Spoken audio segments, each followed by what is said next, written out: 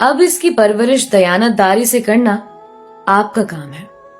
اگر آپ سے ذرا سی کوتاہی بھی سرزد ہو گئی تو پھر یہ یاد رکھیے گا کہ اللہ کی بارگاہ میں روز قیامت جواب دہ ہوں گی۔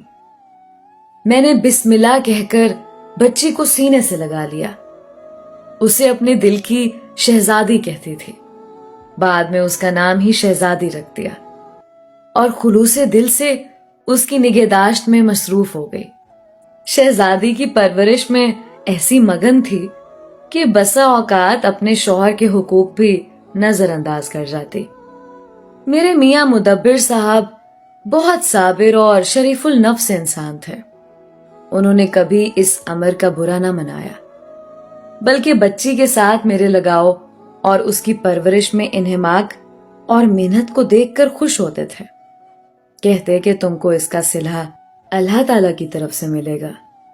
میری شہزادی بڑی ہو گئی۔ وہ اپنی توتلی زبان سے مجھے امی اور میرے شوہر کو ابو کہتی تھی۔ اس کی پیاری پیاری باتیں سن کر مدبر خوش ہوتے۔ دن رات ہم میاں بیوی بچی کے آگے پیچھے پھرتے تھے۔ اس کی وجہ سے ہماری زندگی میں رونق آ گئی تھی۔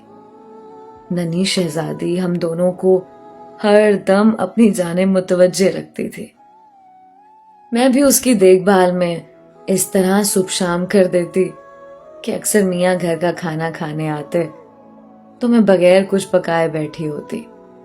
پھر یا تو وہ بازار سے لے آتے یا بچی کو گود میں لے کر بیٹھ جاتے اور میں فٹافٹ کھانا بنانے بیٹھ جاتی۔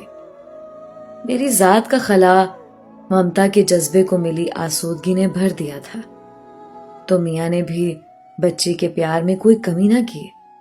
وہ جب گھر آتے ان کی ساری توجہ شہزادی لے لیتی، اس کی ہر فرمائش پوری کرتے۔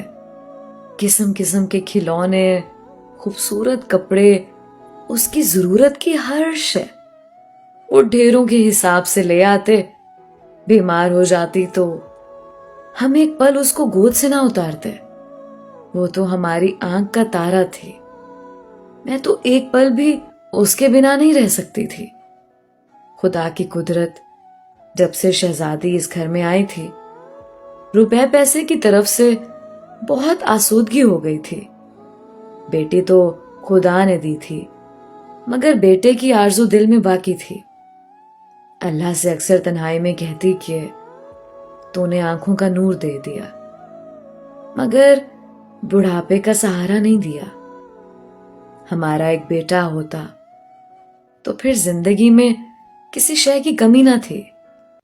میں نے محسوس کیا تھا کہ یہی خلش مدبر کے دل میں بھی تھی۔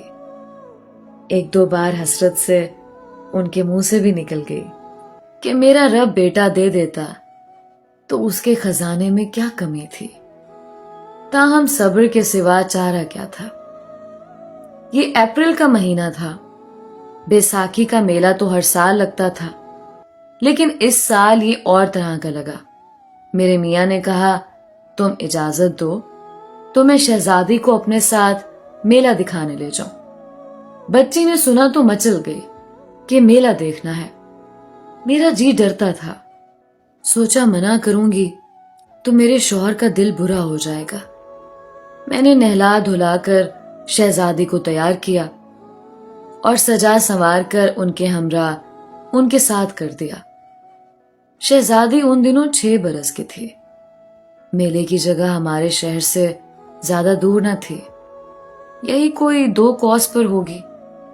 میاں تانگے پر گئے تھے، ان کو دوپہر تک واپس آ جانا تھا۔ تانگے پر بیٹھنے کا ہماری شہزادی کو بڑا شوق تھا۔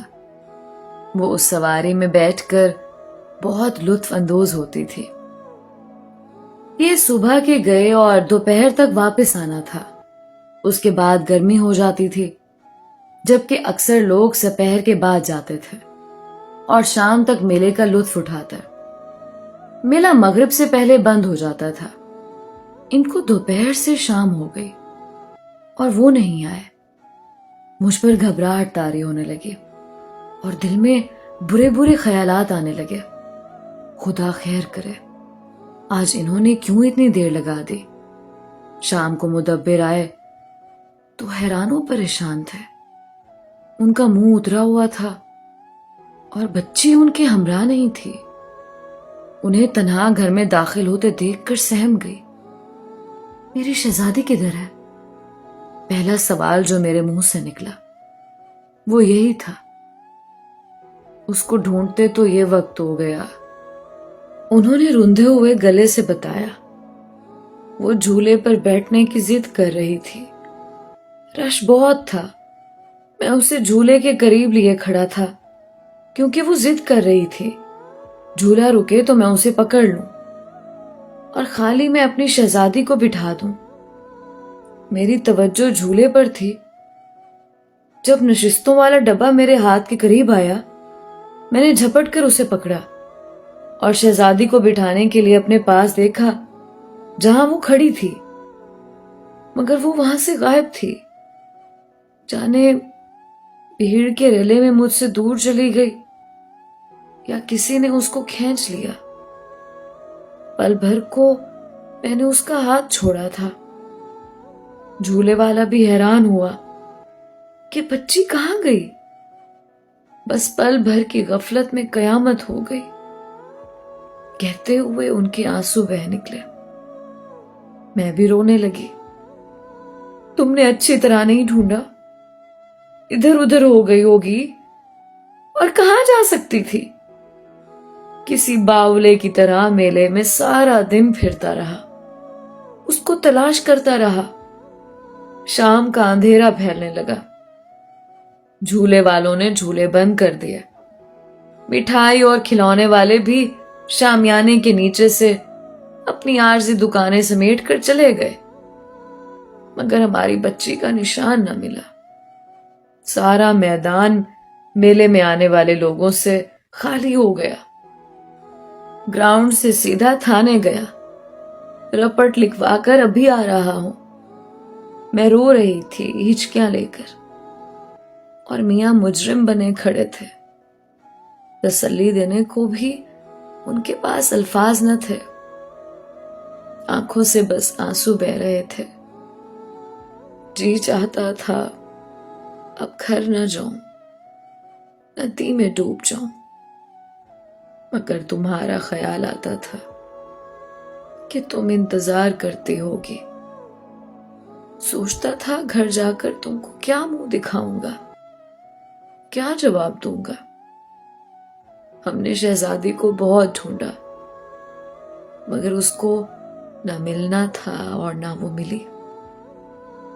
خدا جانے کون سنگ دل اسے لے گیا. خدا نے ہمیں خوشی دی، مگر عارضی کہ وقت نے پھر چھین لی. بدلے میں ایسا درد دے دیا، جب تک زندہ ہیں اس درد کی ٹیسیں اٹھتی رہیں گی، اور ہمیں ہر حال یہ درد سہنا ہوگا.